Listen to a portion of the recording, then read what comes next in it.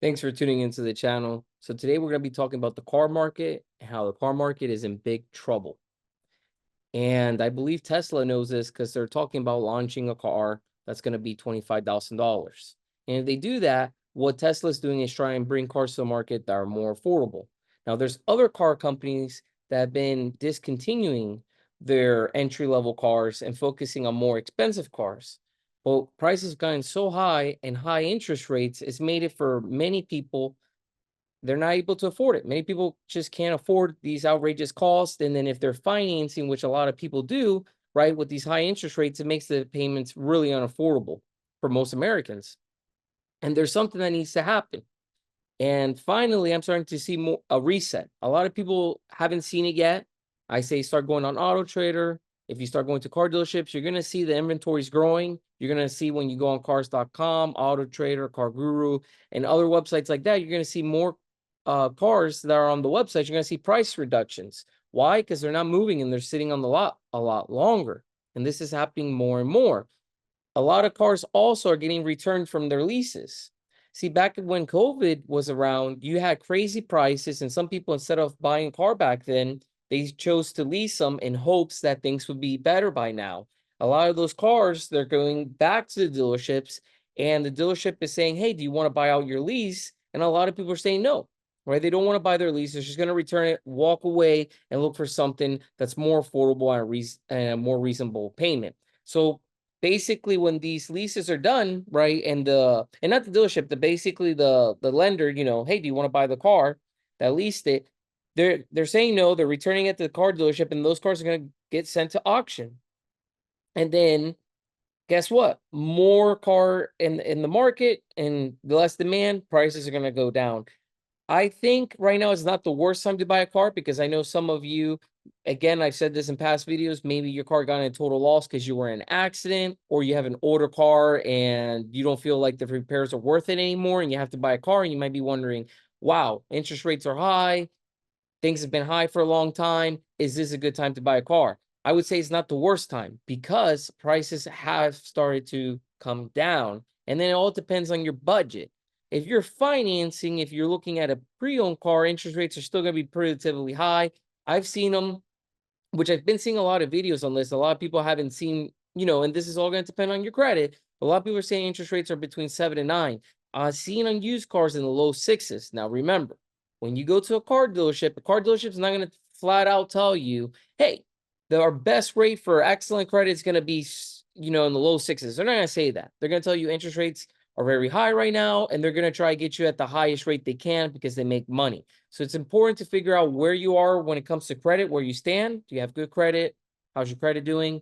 And if you have excellent credit and you're buying a used car, make sure you don't just go by the dealership. Do some of your research in the area that you're in to make sure that you're getting the very best deal, because excellent credit doesn't mean you're going to get the best interest rate. You can get the best interest rate with excellent credit, but you have to fight for it. At a car dealership, they just want to see how much money they can make off of you, and it is your job to defend yourself, right? You got to be the one to say, hey, look, I got, good credit. I should be at this interest rate. That car, you need to reduce the price. You got to fight for it, right? And some people they just go based off what the dealership tells them, like the dealership is their friend. The dealership's not your friend. So find out where you stand in your credit. Is your credit good? Is your credit not good? Is it so? Where do you fall? And based on that, that's going to determine your interest rate. But you got to do the homework based on your credit score to see where your rate would be. But on brand new cars, if you fall in the category where you got great interest rate, there's a lot of incentives right now on brand new cars where they're offering really low rates on certain models. So if you needed to finance a car and your budget can go to a new car, you can get really low interest rate on these new cars. Plus, they're doing a lot of incentives where you can get the car for less than MSRP, which that's good because a few months ago, not too long ago, they weren't doing any of that. But right now, the economy has started to definitely slow down, and there's fears that things are going to get worse. So we got to see, what's going to happen in the future. So things can definitely get better. We're predicting in September. A lot of people are betting on the first rate cut in a long time. Hopefully that comes in. Now, if we do get a rate cut in September, it doesn't mean magically interest rates are going to be really low or anything. It's basically going to be the start of it. It is going to help. It is going to be going in the right direction. So things will get, if you are financing, rates will get a little bit better, but it won't be a drastic change. So it's not like, okay, interest rates, for used cars, of course, depending on where your credit is, it's 6% and up, right? It's not going to go from that to all of a sudden now it's going to be a 4 and under. No.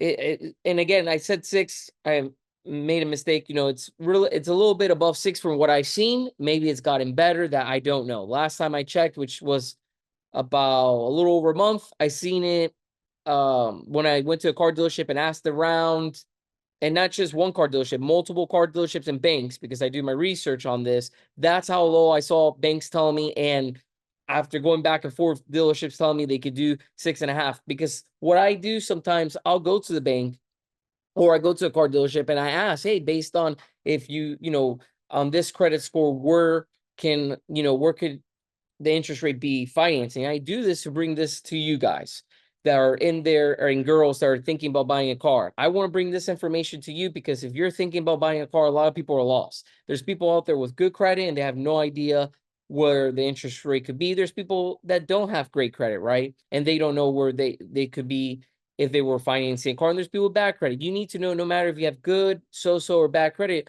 where you should be. So you have to do your homework like I do. Go to the bank, ask around, go to different dealerships, right? And when you get that information, then you can use it when you're purchasing a car. Hey, if a dealership goes to you, and let's say in this example, you should be in the low 6s, and a dealership is telling you 7.5, right there to say, hey, I'm not going to do 7.5. And you're going to know why. You're going to tell them based on your score, based on this and this and this, and you're going to use that in your defense. So when that salesperson goes back to their manager, they can see like, okay, they've done their homework, and they can start going down. And it's not like they're going to go down right away. They might say 7.5. You obviously tell them, look, it should be around this because of your reasons. And they're probably say, all right, instead of 7.5, you know what? Good news. I'm going to do it to you I'm going to get it down to 7. No, they're going to obviously tell you this is great because it's come down, and they're going to tell you rates are really high. They're going to tell you everything to convince you to go for whatever rate they're trying to push at you, right? And this, again, I don't know what credit you have, but basically what I'm trying to say, no matter where you fall when it comes to credit, you need to do some research because the dealership most likely is not going to give you their best offer up front, right? Their first pencil, that first paper they show you, if you're financing or even if you're paying cash, it's not going to be the best deal unless you're at one of those car dealerships that are no haggle. Now, I've been to those dealerships before. I tend to stay away from them, but believe it or not, I have purchased cars at no haggle dealerships. But the way I do that is I go to dealerships that I can negotiate first, see how low I can get it over there, and then I'll test a no haggle dealership. And sometimes the no haggle dealership will win, and sometimes they will not. And a dealership that you can haggle will come up with the best offer. But no matter what, I always do my homework. I always haggle. And you might be saying, wait a minute, didn't you say you go to dealerships that you don't haggle, that are upfront pricing? Yes, but first I go to the haggling dealerships to compare. And the only way I can compare is by going to those other car dealerships. But basically, from what I'm seeing in the auto industry, I think Tesla is going to try to get ahead of it. They're realizing there's a demand for affordability cars. Cars are out of control, so they're going to try to see if they can come out with this car, a Tesla starting $25,000. Why? Because there's a demand for affordable cars. And I think a lot of car companies are missing that. They're focusing on the higher end, and they've gotten to price points where a lot of people are getting priced out. And with these higher interest rates, it brings a lot of problems. And that's why you're seeing on brand new cars, there are incentives with really low interest rates because they got to find a way to get these cars on the road. Used cars, pretty much what they're doing is just reducing the price. They can't do much with the interest rate. Interest rates are still high on the used cars, but what they could do is start bringing the price down. That's what's happening. And it's happening because the demand is going down because of affordability, and that's bringing more and more cars into the market, right? At the auctions, they're having more cars there. The lots are sitting on their inventories longer. You got all these people that leased 2-3 years ago that now are bringing back their leases, and they're not buying their leases because they want to find something, a better deal. So you got all these cars coming back into the market. You don't have the large demand because a lot of people, if they have a nice, reliable car that's either paid off or they got a good low interest rate, oh, 4 years ago, they're just like, hey, I'm going to hold on to my car, or if my car is paid off and it's doing fairly well, it's not giving me any issues, I'm just going to keep, they're going to stay in their cars longer. They're not going to buy a car. You have to, for people to upgrade or get a new car, you got to make it affordable. It has to be something attainable for them. And with the prices so far, it's not there. It's getting, in my opinion, better though, because I am seeing them come down, even though I may get comments where people are like, I don't see them coming down. I'm not saying that they're affordable. I'm not saying that they're cheap, cheap, cheap now. No, I'm saying prices are coming down, right? And that's the direction we want them to be, is coming down. We don't want them to go any higher. And now that they're coming down, there are people that could be watching this channel right now that need to buy a car and wondering, wow, is this the worst? And it's not the worst time, because if a few months ago, a year ago, the market was with, they were charging you higher than MSRP with market adjustments and things like this, and all that's going away. And let's say you have to buy a car because your car wasn't in an accident, your car, broke down, is not worth putting any money into it, and you have to buy a car right now, it's not the worst time. It's gotten better than before. So I don't think it's the worst time. I still think prices are high. If you are buying used and you're financing, interest rates are not great, but it's not the worst time. But if you can't wait, I think things will get better, especially since we may get our first rate cut in a long time in September. A lot of people are hoping for that. So hopefully that is the case, because that'll be a huge help if we get that rate cut in September. And hopefully, some people say we may get another one before the end of the year. If we get 2 rate cuts in September and we go into 2025 and we start getting more rate cuts, that'll definitely help a lot of people if they're thinking about buying a car, for it to be more affordable and make sense for them, because not everybody buys a car cash. Now, I am going to get comments about people saying I buy cash cars, always buy my car cash. Look, if you buy your car cash, that's great. There's nothing wrong if you want to pay cash or if you want to finance. That's something that you have to decide what's best for you. Some people will have the money in the bank and they'd rather finance, right? Use the bank's money if they can get a good deal on the interest rate, and then they can keep their money on the sidelines if for an emergency, or if there's they can maybe put it in the stock market and get a better return if the interest rate's not too bad. So sometimes it makes sense to finance a car. Sometimes that's the only option someone has. And sometimes it may make sense, like right now, if interest rates are fairly high, maybe buy the car cash. You have to determine what's best for you, because what someone may say in the comments may be best for them, but may not apply to another person, because not everyone has the same life. Not everyone has the same situation.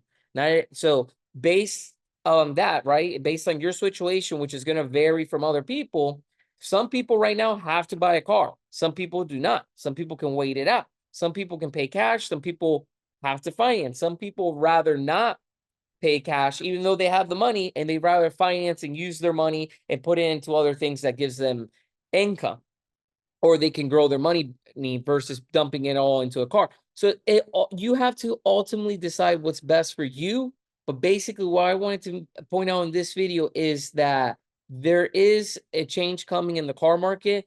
Prices are coming down, and the reason is affordability. There's a lot more cars now, coming back to dealerships from lease returns. There's a lot of cars in auction. Dealerships inventory is growing and sitting on the lot longer. With this, low demand and a lot of supply is definitely going to bring prices down.